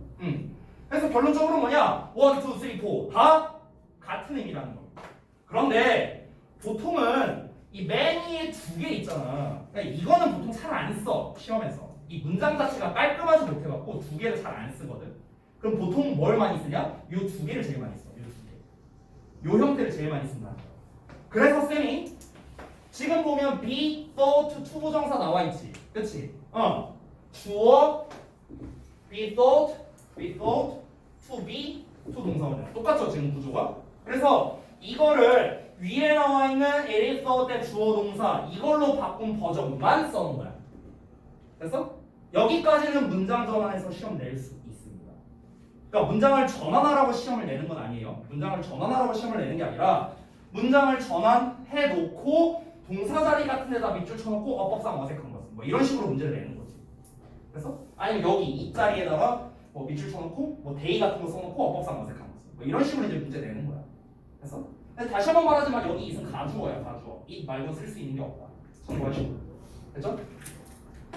여기에서 사실 니네 이번 그 스톡라이트 5강 4번을 보면은요 이제 미리 말하면 이 BPP 투부정사라는 구조가 엄청 많이 나오거든. 5강 4번에 한 4개인가 3개인가 나와. 내가 이제 거기 필기도 다 해놨는데 근데 그 5강 4번이랑 지금 이 5강 1번에 안 나오긴 하는데 혹시 모르니까 선생님이 추가적인 설명 하나만 해줄게. 잘 봐봐. 지금 여기가 시제가 현재잖아. 여기에 있는 동사도 시제가 현재예요. 둘의 시제가 똑같아 지금. 참고로. 근데 만약에 이 대절의 동사 시제가 과거라고 해보자. 만약에 과거야. 얘는 현재인데 얘는 과거야. 그럼 시제가 다르잖아. 그럼 시제가 다를 때 우리가 투부정사로 바꿀 때 그럼 그대로 동사원형 써버리면 그럼 현재를 쓰나 과거를 쓰나 똑같은 형태가 되니까 문제가 생기겠죠. 그렇죠? 그럼 뭔가 이 시제가 다르다는 걸 표시해줘야겠지. 여기까지 이해됐어? 그러면 우리가 이때 만약에 둘의 시제가 다르다면 어떻게 씁니까? 이때는 have pp라는 형태를 써줍니다. 참고로. 그러니까 만약에 여기에 be가 아니라 만약에 have been이라고 나왔다고 한번 가정해볼게. 만약에 have been, have pp라고. 그러면 어떻게 되냐? 여기에 지금 현재 시제 나와 있지. 그럼 이 to have pp는 시제가 뭐야? 얘는 과거가 되는 거야. 됐어요? 그럼 우리가 대절로 바꿀 때 어떻게 해야 돼? It is thought that education and training are가 아니라 were 이렇게 써줘야 되는 거야. 과거 시제. 됐어요? have pp로 나오면요. 이건 추가적인 겁니다. 참고로 말하면 다시 한번 말하지만 니네 이번 스톡라이트 범위에서는 안 나와 있어요. 이거는 안 나와 있지만 익혀둬야 됩니다. 어법으로 나올 수 있어요. 참고하시고요. 됐죠? 자 일단 어법 설명을 여기까지 하고 다시 내용 접근하겠습니다. 유민이가 이제 어제 준이에 가깝네요. 미나보다 이러고 있으니까 집중하고 다시 가. 자 다시 기술적인 혁명이 속도를 얻으면서 교육과 훈련이 여겨진다. 뭐라고? 모든 것에 대한 해답이라고. 지금 기술이 막 발전하고 있잖아. 그러면은 이 기술력에 대해서 우리가 뭔가를 따라잡으려면 그러면 우리가 해야 되는 건 교육 잘해야 된다. 훈련 잘 시켜야 된다. 이거 외에는 길이 없다. 교육 잘 시키고 훈련 잘 시키는 게 짱이다. 이렇게 생각을 한다는 거야. 그리고 이 필자도 그렇게 생각해요. 그래서 they are라고 나온 거야. 이 they are가 뭐냐면요. 제가 이렇게 써놨습니다. 앞에 나온 are thought to be the answer to everything. 이거 전체를 받는 대동사예요. 대동사. 이 are가. 그러니까 무슨 말이냐? 그것 여기서 day가 가리키는 건 참고로 이거다. education and training 말하는 거야. 이 day는요. 즉 그것들이 그렇기는 하지만이라고 나왔잖아. 해석을 봐봐. 그것들이 그렇기는 한다는 게 뭔 소리야? 교육과 훈련이 모든 것에 대한 해답으로 여겨지기는 하지만 이런 말이라고. 됐죠? 만약에 day가 가리키는 걸 쓰라고 하면은 요거 그대로 쓰면 되는 거야. 알겠지? education부터 여기까지 그대로 쓰면 돼. 자 어쨌든 그것들이 그렇긴 하지만 we have to understand the question. 우리는 그 문제를 이해해야 한답니다. 이어서 볼게요. Educating more people. 더 많은 사람들을 교육하는 것. 동명사 주어니까 수일치 주의하시고요. 수일치. 자, 그리고 to a much higher standard. 훨씬 더 높은 수준까지. 이제 그 더 많은 사람들을 교육하는 게 vital. 아주 중요하대요. 당연히 중요하겠죠. 아니. 우리가 교육을 안 시키면은 이 기술을 따라갈 수가 없잖아. 됐어요? 그러니까 이제 교육시키고 훈련시키고 이런 게 굉장히 중요하다는 거죠. 그 많은 사람한테. 그러니까 그러니까 다수의 사람들에게 교육을 시키는 것도 중요하고요. 그게 다가 아니라 고퀄리티의 이제 교육을 주는 것도 중요한 거라고. 맞다고. 그래. 그러니까 앞에서 말한 게 맞다. 맞다고. 근데 교육시키는 거는 좋다 이거야. 근데 우리는 또한 그들을요, 즉 많은 사람들을요, 다르게 교육하기도 해야 된다는 거야. 다르게. 그러니까 교육하는 건 좋은데 다른 방식으로도 교육을 해야 된다. 그럼 그 다른 방식이 뭔데? 그게 뭔데? 그거는 아직 모르지만 여기에 나옵니다. 또는 여기에서는 그 다른 방식이 뭐냐라기보다는요, 다른 방식으로 이제 교육시켜야 하는 당위성이라고 생각하면 돼요. 이 문장은요. 그러니까 왜 다른 방식으로 교육을 시켜야 되느냐? 문제가 있는데요. 그 문제가 대절인데 present expansion. expansion은 확대입니다. 확장. 자, 현재의 확장은요. 여기서 확장이란 건 교육의 확장을 말하는 거예요. 왜 교육의 확장이냐? 다시 한번 봐봐. 확장이라는 표현을 썼잖아. 아까 위에서 뭐라고 했어요? 더 많은 사람들을 교육해야 된다고 했잖아. 기존의 이제 사람들이 아니라 더 많은 사람들을 이제 교육한대. 그럼 확장된 거 아니야? 그렇죠? 그리고 어떤 기존 거보다 훨씬 더 높은 수준까지 교육을 시켜야 된다 했잖아. 그럼 역시나 교육의 범주가 확장한 거죠. 됐어요?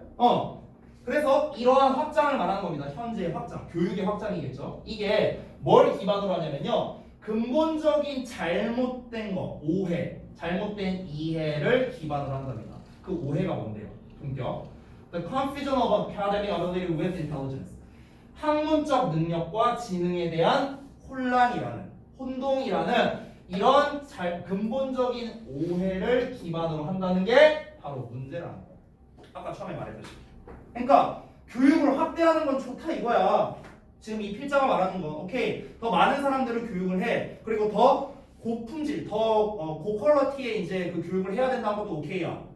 더 많은 사람들을 교육하고 고퀄리티의 교육을 해야 되는 이유가 뭔데? 기술이 발달하고 있으니까. 됐어? 그것까지는 오케이야. 오케이인데 근데 문제가 뭐야? 이 교육을 하는 사람 입장에서 학문적 능력이랑 지능이랑 헷갈려버리는 이런 거를 기반으로 이 교육을 확대시키는 게 문제라는 거야. 됐어? 그러니까 내가 예를 들어볼게. 예를 들어서 내가 이제 너네한테 이제 교육의 확장을 한다고 쳐보자. 예를 들어서 그러면 어떻게 내가 구분을 하느냐? 여기에서 내가 그냥 이제부터 내가 이제 좀 높은 수준의 교육을 할 거야. 근데 여기에서 뭐 예를 들어 뭐 만약에 뭐 만기랑 뭐 세혁이랑 저기 뭐 지혁이랑 남학생들 뭐 너네들은 5등급이야. 예를 들어서 너네는 5등급이니까 자 너네는 좀 중간 수준의 교육을 듣자. 자 우리 여학생 4명은 전원 다 1, 2등급이야. 그럼 너네는 1, 2등급에 맞는 교육을 듣자. 뭐 이렇게 해버린다고. 교육의 확대를 그런 식으로 해버린다는 거지. 근데 예를 들어서 만기가 5등급이긴 한데 네가 IQ가 300이야. 이럴 수도 있잖아. 그치? 그럼 그거는 전혀 고려하지 않는다는 거죠. 예를 들어서 말한 거야. 예를 들어서. 됐어? 아니면 거꾸로 갈 수도 있지. 거꾸로? 야 IQ 150 넘는 사람 손? 뭐 이렇게 해갖고 이렇게 뽑아갈 수도 있는 거. 됐어? 그러니까 이런 식으로 그러니까 교육 확대는 좋은데 교육을 확대하는 데 있어서 그 기준 자체가 얘네를 헷갈려 한다는 게 문제라는 거지. 얘네를 헷갈려 한다. 이어서 볼게요. 4 years, 그러니까 수년 동안 학문적 능력은 has been conflated, 합쳐져 왔답니다. 별주 단어로 나와 있어요. with intelligence, 지능과 합쳐져 왔다고요. 아까 내가 초반에 얘기했던 거죠. 내신 성적이라 생각하라 했어. IQ라고 생각하라 했어요. 내신 성적은 곧 IQ다. 이런 식으로 이제 개념이 합쳐져 왔대. 그리고 이러한 개념은요, has been institutionalized. 그럼 institution 하면은 뭔가 제도화하다라는 거거든요. institutionalized, 제도화되었답니다. 뭐로 제도가 됐냐면요, 시험 체계라든가 시험이라든가 선발 절차라든가 교사, 교육 및 연구 이런 걸로 이제 제도화가 되었답니다. 자, 이것도 예시긴 하지만 부연 설명해 줄게. 자, 무슨 말이냐? 아까 내가 말했다시피 너네 내신 성적이 좋다는 건 곧 뭐다? 너네 머리 좋아서 내신 성적 높은 거야. 이렇게 취급을 해버린 거야. 둘을 똑같다고 생각했다고. 그래서 이 똑같다는 개념을 갖고 있으니까 이거 자체를 이제 제도화한 거야. 어떻게 제도화했는데? 시험 같은 걸 만든 거야. 시험 만들고, 그러니까 뭐 어떤 검증 시스템 같은 거 만들고, 시험 만들고, 선발 절차 같은 거 만든 거야. 이 선발 절차는 이렇게 생각하면 돼. 예를 들어 회사로 따지면 면접이야. 이런 거. 그러니까 이런 제도를 다 만들었다고. 이런 제도를요. 근데 그냥 단순하게 니네 대학 갖고 얘기해보자. 자, 내가 IQ 300이야. 내신 성적 5등급이야. 서울대 갈 수 있어? 안 되잖아. 내신 성적이랑 IQ랑 서울대랑 무슨 상관이야? 그렇죠? 그럼 서울대에서는 왜 IQ 300짜리 안 뽑을까? 여기 말했다시피 학문적 능력과 지능을 똑같다고 생각하니까 그런 거야. 아 얘가 뭐 내신 1등급 나왔어? 그러면은 얘가 그만큼 머리가 좋으니까 우리 학교 지원하겠지. 이렇게 생각한다고 서울대에서. 됐어? 그러니까 IQ가 실제로는 엄청 높지만 머리가 굉장히 좋지만 나는 성적은 안 나와. 그럼 그 본인은 자신에 대해서 뭐라고 생각하겠어? 난 빡대가리야. 이렇게 생각하게 된다고. 왜 그렇게 생각한다고? 제도가 그렇게 돼 있으니까. 됐어? 머리는 좋지만 학문적 능력이 딸리는 사람들에 대해서 제도가 잘 안 돼 있잖아. 내가 예시 하나 들어줄게. 봐봐. 그 너네 혹시 그 영재발굴단이라는 거 본 적 있냐? TV 프로그램? 영재발굴단이라고 막 어린애들 막 이렇게 해갖고 막 겁나 막 천재인 애들 막 이렇게 모아놓은 TV 프로가 있어. 근데 내가 그 TV를 자주 보진 않는데 짤 같은 걸로 봤거든. 좀 오래됐는데 본 사람도 있을 거야. 그 당시에 초등학생인가 그랬어. 초등학교 5학년인가 6학년인가 이런 애가 있었는데 얘가 미술 천재였어. 미술 천재여갖고 본 적 있어? 그 미술 천재였는데 얘가 무슨 막 진짜 막 머릿속에 막 뭐가 들었는지 모를 정도로 막 사실 나는 이해가 안 됐어요. 나는 이제 예술적 소양이 없으니까. 얘가 막 뭐 이제 그림을 그리는데 어떤 막 미대 교수가 왔고 얘는 진짜 천재다. 어떻게 이런 생각을 할 수 있냐. 막 이렇게 막 극찬하고 막 이랬었거든. 그래갖고 이제 진짜 대단하다. 막 이러면서 얘기를 했는데 뭐 무슨 뭐 21세기의 뭐 한국의 피카소다 막 이러면서 막 이런 얘기가 막 나왔는데 이제 몇 년 뒤에 그 영재발굴단 이제 제작진이 다시 찾아갔었어. 근데 얘가 이제 입시를 준비하고 있었어. 근데 이제 그 왜 입시미술 내가 미술은 잘 몰라서 그런데 입시미술에 막 그런 거 있지 않냐? 무슨 그 막 파마 같은 거 한 거 막 이상한 석상 같은 거 막 그리는 거 있잖아. 그 뭐라고 하냐 그거를. 아니 왜 그런 거 있잖아. 그 이렇게 석고상 같은 건데 이렇게 뚝배기만 나와 있는 거 있잖아. 이렇게 파마 뽀글뽀글 해갖고 그거 뭔지 알지? 이렇게 석고 이렇게 돼 있는 거. 그걸 뭐라고 하는데? 아가리팜, 아구리팜, 뭐라고 하잖아. 내가 이름을 잘 모르겠다. 아무튼간 얘가 입시미술에서는 이제 그걸 그려야 되니까 이제 미술학원에서 그것만 그리고 있는 거야. 근데 그림을 이제 그 뭐 학원 선생님이 그랬나봐. 너 이렇게 하면 안 된다. 더 이렇게 해야 된다. 이런 식으로. 그러니까 얘가 그림을 못 그리는 거야. 그러니까 오히려 이 제도화된 것 때문에 이 녀석의 진정한 재능이 썩고 있는 거잖아. 이 녀석의 학문적 능력은 부족할 수도 있어. 그 친구의. 하지만 그 미술이라는 분야의 재능에 대해서는 압도적이었잖아. 근데 이게 뭐 때문에 좌절되고 있는 거야? 바로 제도화된 거. 그 제도화가 뭔데요? 그 친구 입장에서는 examinations, testing systems 이거겠지 뭐. 검증 절차라든가 시험이라든가. 그렇죠? 이런 것 때문에 이제 이 친구가 재능을 못 펼치고 있었다. 뭐 이런 그런 이제 내용이 있었어요. 그러니까 딱 그거라고 보면 돼. 여기 있는 내용. 이어서 보자면 그러면 이제 어떻게 되겠냐? as a result 그 결과 many highly intelligent people 많은 매우 지적인 사람들은요 have passed through education 그러한 교육을 거쳐왔다는 거야. 아까 그 말했던 미술 천재도 그런 교육을 거쳤어. 그 친구가 실제로 겪었던 내용이 뒤에 나옵니다. 어떻게 겪었는가? feeling they aren't 그들이 그렇지 않다고 느끼면서 여기서 그렇지 않다는 건 뭐가 그렇지 않다는 거냐면요 intelligent하지 않다고 느꼈다는 거야. 그래서 여기 써놨어요. 써놨어. 그러니까 저는 재능이 없나 봐요. 실제로 그 방송에서도 그렇게 했던 것 같아요. 저는 미술을 못하니까요. 이렇게 얘기했대. 아니잖아. 압도적인 재능과 어떤 미술에 있어서의 지능을 가지고 있었잖아요. 그렇지? 근데 그 제도화된 것 때문에 그 결과 어떻게 되는 거야? 실제로는 굉장히 똑똑한 사람인데 그 놈의 제도 때문에 어떻게 됐다? 나는 빡대가리구나. 나는 재능이 없구나. 라고 느끼면서 교육을 거쳐왔다는 거야. 됐어? 이 두 개의 혼란 때문에. 근데 그 상황에서 교육과 훈련을 넓혀봤자 뭐하냐고. 넓혀봤자 뭐해? 이 문제가 나와 있는데. 그러니까 이 사람이 그걸 문제로 짚고 있는 거야. 이 필자가 이 문제로 짚고 있는 거야. 그래 맞아. 교육과 훈련을 넓혀야 돼. 확장시켜야 돼. 오케이 동의. 하지만 그럼 진정으로 재능이 있는 사람들은 어떻게 할 건데? 재능이 있지만 학문적 어떤 능력이 안 따라주는 사람들은 어떻게 할 건데? 그 사람들 그냥 방치하는 거야? 그거 문제 아니야? 이렇게 지금 문제를 제기하고 있는 거지. 이해되죠, 내용? 어렵지 않죠? 자, 많은 학문적으로 유능한 사람들은요. 학문적으로 유능한 사람들이야 이번에는. 그러니까 내신 성적 잘 나오는 애들. 이런 애들은 have never discovered. 절대로 발견하지 못합니다. 그들의 다른 능력을요. 당연한 말이죠. 그렇죠? 이거는 저랑도 이제 얘기를 할 수 있을 것 같은데 저 같은 경우는요. 물론 이제 학창 시절에 공부를 열심히 했지만 제가 이제 고등학교 2학년 때 고2 때 좀 이것저것 많이 했어요. 고2 때 내가 그 전자공학에 좀 꽂혀갖고 전자공학을 막 공부한 적이 있어요. 그리고 프로그래밍에 꽂혀서 막 프로그래밍 공부한 적도 있어요. 근데 저는 그런 거를 이제 평생 해본 적이 없었고 그냥 제도화된 교육만 받았죠. 나 같은 경우도. 근데 내가 방금 말한 뭐 납땜한다거나 프로그래밍 한다거나 이거는 제도화된 교육은 아니었잖아. 그냥 내가 그냥 재미로 한 거지. 근데 뭐 제 입으로 말하긴 좀 그렇지만 제가 나름 재능이 있었어요. 그래서 이제 막 상도 타고 이랬으니까. 그러니까 내가 만약에 그거를 안 했었더라면 그럼 나는 그 다른 능력을 난 발견하지 못했겠죠. 그렇죠? 그냥 학문적 능력만 유능한 그냥 평범한 학생이었겠지 뭐. 이렇게 되는 거라고. 어렵지 않지 내용? 자 그렇게 해서 내용이 끝나게 됐습니다. 그래서 결국에 이 글에서 포인트는 뭐냐? 학업 능력과 지능에 대한 혼동이 바로 이제 주요 소재가 된다.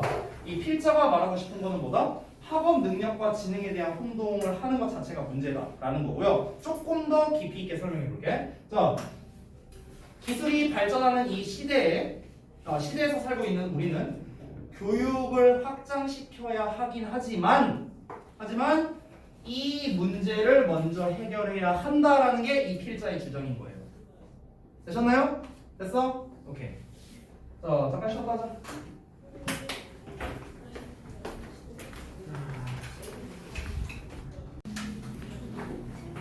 자, 다음 거 보자. 자식아 수업할 때 졸지 말고 이따 자든가 이지 쉬는 시간에 펄펄 뛰고 그지 개개 같은 거 사. 자, 다음 봐봐. 엑서사이즈 2.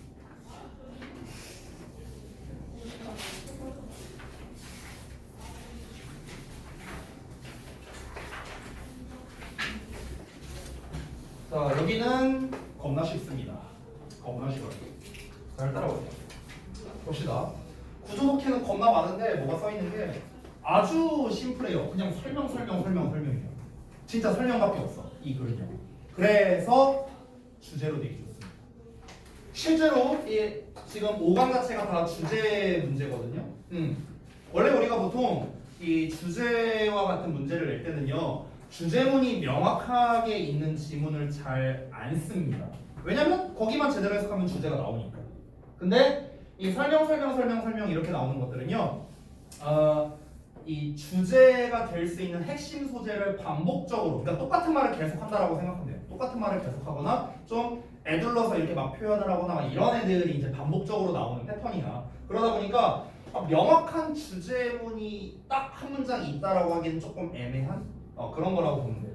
굳이 4개 중에서 하나를 꼽자면 이 3번이 좀 주제에 가깝기는 해서 제가 따로 이렇게 표시를 해놨습니다. 자, 일단 내용을 좀 한번 보자면 첫 번째는 식품 마케팅이라는 게 무엇인가에 대한 정의를 내리는 게 처음에 나와 있어. 그래서 식품 마케팅이란 무엇이냐? 식품 산업에 있는 회사가 자기네 회사 제품의 구입을 장려하기 위해 하는 모든 행동을 당연히 식품 마케팅이라고 하겠죠. 우리 물건 사달라 이거 하는 거고. 그런데 그 다음 이 설명 1과 설명 2가 조금 연관성이 없어 보일 수도 있거든. 그래서 순서 문제로 내기에도 괜찮아 이게. 네. 보면은 처음에는 식품 마케팅이라는 게 이런 것이다라고 얘기했는데 갑자기 식품 선호도에 대한 얘기가 나오거든. 근데 이 연관성이 있다는 게 나중에 나옵니다. 일단 봐봐. 식품 선호도의 발생이 이제 나오는데요. 주로 어린 나이에 식품 선호도가 발생이 되고요. 그게 한번 정해지면은 고쳐지기가 힘들어요. 그러니까 뭐 대표적으로 이런 거죠. 저 같은 경우는요. 어렸을 때 내가 토마토를 한번 먹은 적이 있었거든요. 근데 내가 7살 때가 8살 때였는데 토마토를 먹고 내가 진짜 토했어요. 토가 2번이나 들어갔잖아. 그치? 그래서 토했습니다.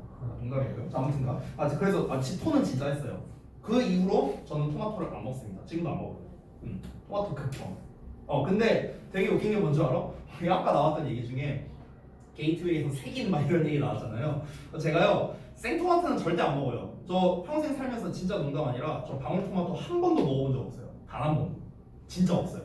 급식에서 이렇게 나오잖아. 친구 다 줬어요. 친구 다 주고 막 이렇게 뭐 스테이크 같은 거 먹으러 가면 이렇게 막 한두 개씩 나오잖아요. 한 번도 먹은 적 없어요. 진짜. 스테이크 안 먹어. 스테이크는 안 먹어요. 아 스테이크는 먹지 당연히 왜 안 먹어? 아니 스테이크랑 이제 그 곁다리 이렇게 나오잖아. 방울토마토 한 3개 나오잖아. 안 먹는다는 거지. 근데 예전에 한번 그런 적이 있었어. 이제 제가 이제 가장 친한 친구가 있는데 그 친구가 이제 금수저예요. 집에 차가 6대가 있거든요. 근데 이제 아무튼간 금수저인데 내가 중학교 때 그 친구 집에 이제 한번 놀러 간 적이 있었어. 이제 그 친구 아버지가 이제 음식 해준다고 아버지가 막 이제 음식을 해주셨어. 근데 이제 내가 편식이 되게 심하거든. 근데 이제 막 고기랑 뭐랑 있는데 일단 문제가 뭐였냐면 첫 번째는 내가 처음 보는 음식이 있었어. 무슨 뭐 일본식 장아찌인가 뭐 이런 게 있었고 또 하나는 방울토마토가 한 8개가 있는 거야. 아니 야 친구 아버님이 해주셨는데 이게 좀 안 먹기도 좀 그렇고 막 이런 상황이잖아. 근데 이제 그 아버지가 또 이제 기독교시거든. 그래갖고 어떻게 했냐면 되게 웃긴 게 그때가 중2 때였는데 막 이제 난 교회도 안 다니는데 뭐 하나님 아버지 하면서 이렇게 기도를 하고 계셔. 그래갖고 이제 내가 이렇게 있는데 이게 이러면서 하고 있는데 친구 옆에 건드려. 안 들리 이렇게 건드려. 야 이러고 있다가 이렇게 봐. 그러니까 이거 나 이거 어떻게 하면서 이러고 있어. 그래갖고 먹고 말면서 막 그런 적도 있었고 친구가 이제 내가 토마토를 하도 안 먹으니까 이 자식이 나를 이제 토마토를 어떻게든 먹이겠다고 또 한 번 놀러 갔을 때 그 친구 어머님이 엄청 이제 좋으신 분인데 그 토마토 주스를 거기는 이제 어머님이 이제 몸이 되게 편찮으셨어갖고 무조건 유기농만 먹거든요. 그 집안은 진짜 생토마토를 갈아서 그 이제 토마토 주스를 이제 해주신 거야. 그래갖고 토마토 주스 먹으라 하는데 내가 이제 어머님이 주시니까 예 감사합니다 하는데 친구 옆에서 묶여 죽고 와가지고 나 안 먹는 거 아니까 그래서 받아갖고 야 네가 먹어라 해갖고 야 이거 당근 주스야 해갖고 개소리 하지마 이게 어딜 봐서 당근 주스야 이러면서 막 이제 막 그러면서 막 그랬었어요 아무튼간. 예. 그러니까 결국에 이제 그냥 재미로 얘기한 거고요. 그러니까 결국에 어린 나이에 진짜 어린 나이에 이제 그 어떤 식품에 대한 선호도가 발생하면은 이제 잘 고쳐지기가 어렵고요. 그래서 유년기 때는 뭐가 중요합니까? 부모의 역할이 중요해요. 왜냐면은 유년기 때는 뭐 대부분 뭐 부모가 사주는 걸 먹을 테니까 지금 우리 아들내미처럼. 그리고 청소년기에는 지금 여러분 나이 때는 뭐가 중요하냐? 지금 니네 나이에는 뭐 엄마 아빠가 사주는 것만 먹진 않잖아. 그러니까 외부의 영향을 받는 거죠. 그래서 이 외부의 영향이 바로 식품 마케팅이에요. 그래서 이 얘기를 한 거야. 그래서 식품 마케팅이 다시 한번 뭐야? 자기네 회사 거 제품 써라. 우리 회사 음식 먹어라. 홍보하는 거잖아. 근데 이 타겟이 누구냐고. 최소 청소년기 이상의 사람들. 됐어? 이렇게 되는 거지. 뭐 유아애들한테 해봤자 뭐 유아애들이 뭐 어떻게 되겠어. 어차피 엄마가 안 사주면은 사줘. 안 먹으면 안 사주면 그만이야. 그렇잖아. 그래서 식품 마케팅이 홍보를 하는 거야. 뭐라고 홍보하느냐? 물론 대놓고 말하진 않겠지만 결국 이런 내용이야. 야 우리 거 겁나 맛있어. 근데 건강에 안 좋아. 이런 거지 뭐.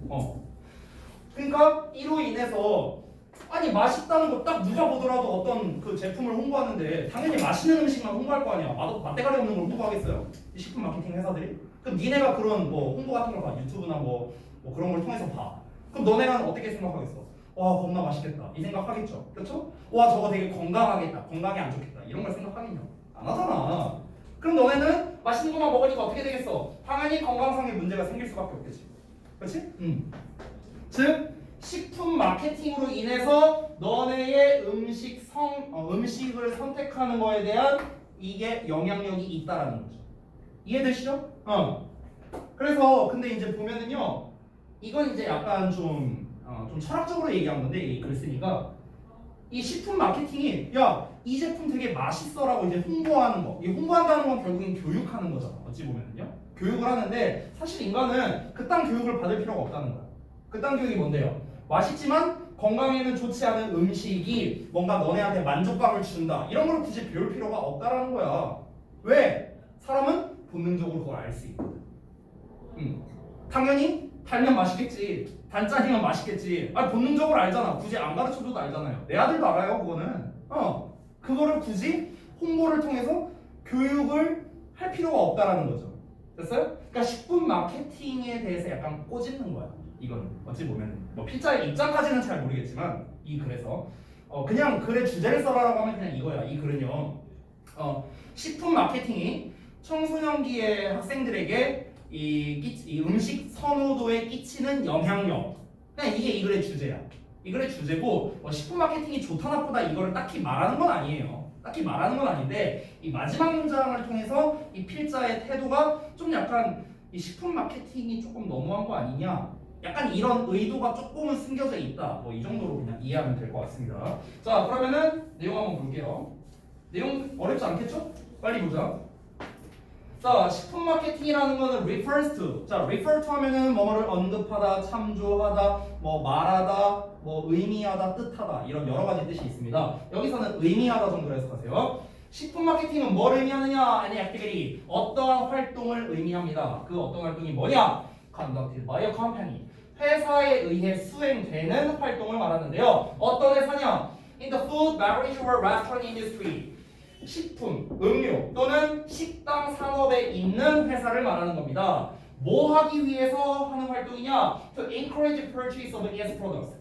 그것에, 여기서 그것은 그 회사, 자기네 회사 말합니다. 그 회사의 제품의 구매를 장려하기 위해서 하는 어떠한 활동을 바로 식품 마케팅이란다. 식품 마케팅의 정의 나왔고요.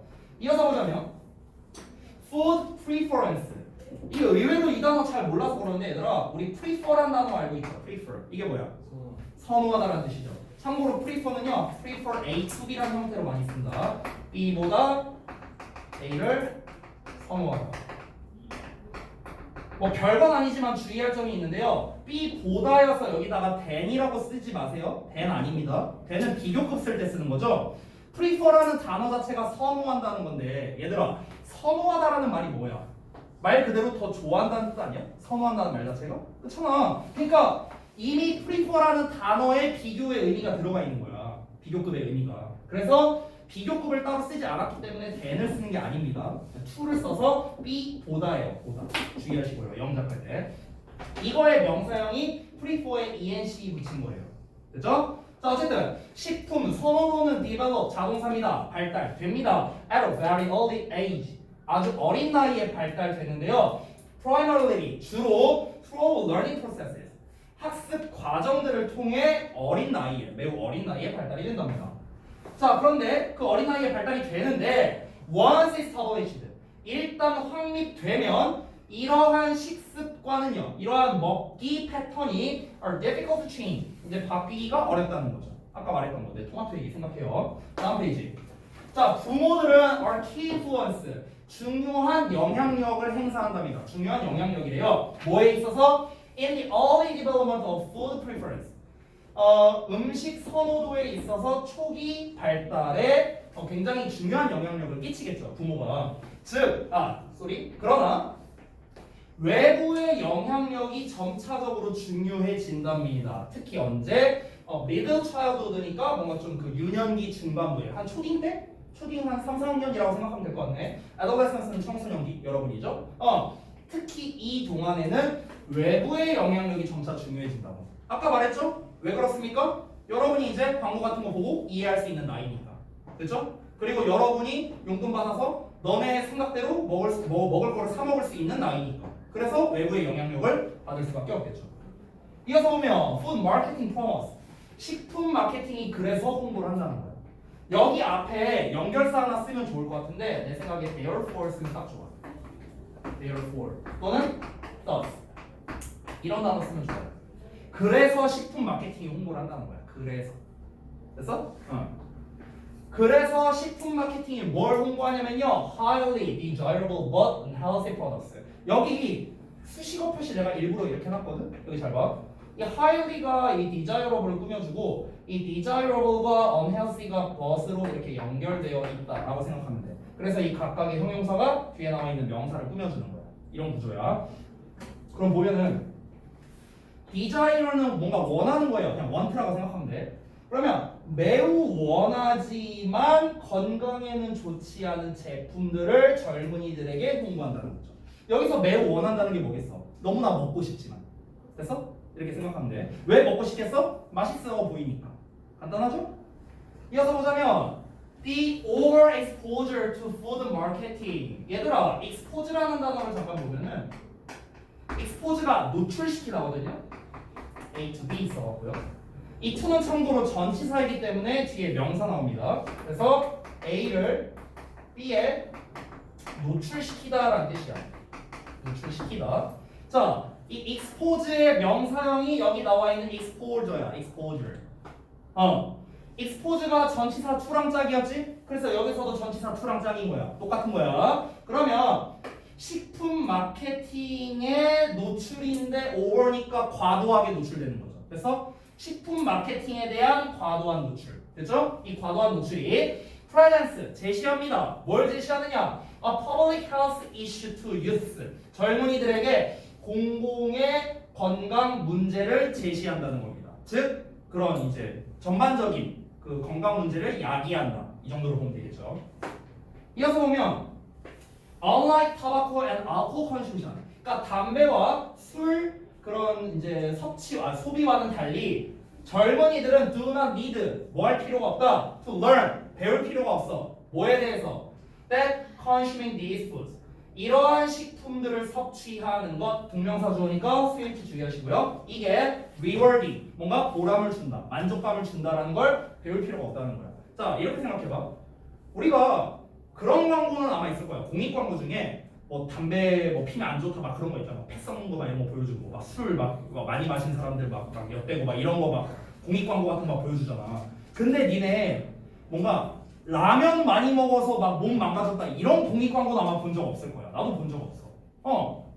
그러니까 그 이런 거는 좀 뭔가 이게 안 좋다라는 거, 이런 거에 대한 소비가 안 좋다라는 거를 홍보할 필요가 있는데, 근데 뭔가 이 음식이 만족감을 준다. 아, 이 라면 먹으면 맛있어. 이걸 뭐하러 광고해? 이거는 홍보할 필요가 없는 거라는 거야. 왜 홍보할 필요가 없는데? 아까 나왔죠. 왜 그렇다? 굳이 안 알려줘도 아니까. 본능적으로 아니까. 본능적으로. 그래서 plumbers. 그러니까 왜냐하면이 들어가면 좀 적절할 것 같네요. 왜냐하면 태어날 때부터 인간들은 prefer 선호하기 때문에 그런 거야. The taste of food. 음식의 맛을 선호한대요. 어떤 음식이야? High in sugar, fat and salt. 설탕, 지방, 소금이 높은 음식의 맛을 선호한다고요. 여기서 I이라고 나온 건 즉 이런 소리입니다. 즉 the foods most commonly advertised 이렇게 나오는데, 자 여기를 조금 자세히 보자면 이 foods high in sugar, fat and salt 여기까지 이거랑 the foods most commonly advertised 이 두 개가 동격이 되는 거예요. 이 두 개가. 그리고 이 안을 간단하게 좀 보자면 이 advertised 이 most commonly advertised가 이렇게 꾸며주는 거야. 과거 분사가. 그러니까 이 most commonly가 이렇게 꾸며주고 이 advertised가 이렇게 꾸며주는 거야. 이렇게 생각하면 돼요. 됐죠? 여긴 지울게요. 자, 그래서 해석해보자면 가장 흔하게 광고되는 음식들 이게 뭔데요? 당분 많고 지방 많고 짠 음식 이걸 말하는 거죠. 이런 맛을 사람들이 선호하기 때문에 그렇다. 자, 태어날 때부터 좋아한다라고 했어요. 이 태어날 때부터라는 게 뭡니까? 아까 쌤이 말한 본능적으로라고 해도 되겠지. 맞아? 이 말이죠. 이 말이 또 뭐다? 또는 이렇게 하면 되겠죠. 뭐 비슷한 말로는 선천적으로. 다 똑같은 말이지. 다 똑같은 말이잖아. 저거 태어날 때부터 본능적으로 자연스럽게 선천적으로 다 똑같은 말이죠. 그렇지? 그러면 저 단어 한번 써볼게요. 여기다 쓸게 쌤은요. 너네 뭐 저기다 쓰든 다 알아서 하세요. 오씨 깜짝이야. 소리. 자 본능적이라고 말하니까 조금 어려워 보이죠? 사실 본능적으로라는 거랑 이 자연스럽게라는 말이랑 그냥 똑같다고 생각하면 돼요. 그래서 우리가 자연스러운이라는 단어는 똑같네. natural을 쓰면 되는데 여기서 이제 부사니까 ly만 붙여주면 되겠죠. natural. 선천적으로도 natural이에요. 똑같아요. 선천적으로. 똑같고요. 약간 이렇게 볼까요? 말을 약간 바꿔서 직관적으로라고 써도 되지 않을까? 직관적으로. 직관적이라는 게 무슨 말이야? 딱 보면 알 수 있다 이런 뜻이죠. 직관적인이란 말이 그냥 보면 알 수 있는 거. 이게 이제 직관적인이라는 뜻이에요. 우리 딱 보면 알잖아. 그냥 딱 보면 맛있는데 건강에 안 좋아 보인다. 그냥 딱 보면 알잖아요. 그렇지? 그런 게 이제 직관적이라는 거죠. 자, 직관적인이라는 단어가 어떻게 쓰죠? 직관력이 영어로 뭐야? 직관력. 인투이션이죠. 그러면은 직관적인 인투이티브예요. 인투이티브. 이게 직관적인. 여기에 에러 해주시면 돼요. 인투이티브. 이게 직관적으로라는 단어입니다. 그렇죠? 이렇게 연결되는 거예요. 이렇게. 됐어? 이런 단어로 쓸 수 있다. 자, 그래서 식품 마케팅에 대해서 한번 내용 쭉 한번 알아봤습니다. 어렵지 않았죠? 네. 할만했죠? 디벨롭 원래 자동사예요. 뭐라고? 디벨롭 원래 자동사예요. 아니요, 자타동사가 둘 다 돼요. 그러니까 발달시키다도 되고 발달되다라도 돼요. 둘 다 가능합니다. 디벨롭 수동태로 쓰이는 게 더 많잖아요. 그러니까 이게 그 좋은 질문인데 이게 그런 동사들이 있거든요. 방금 이제 세영이가 말한 디벨롭 같은 단어 있잖아. 그러니까 디벨롭이라던가 스프레드도 그런 류라고 보면 되고 행 같은 단어도 그런 류거든요. 그러니까 이게 뭐냐면은 얘가 이제 자동사로는 발달되다라는 뜻인데 이제 타동사로는 발달시키다야.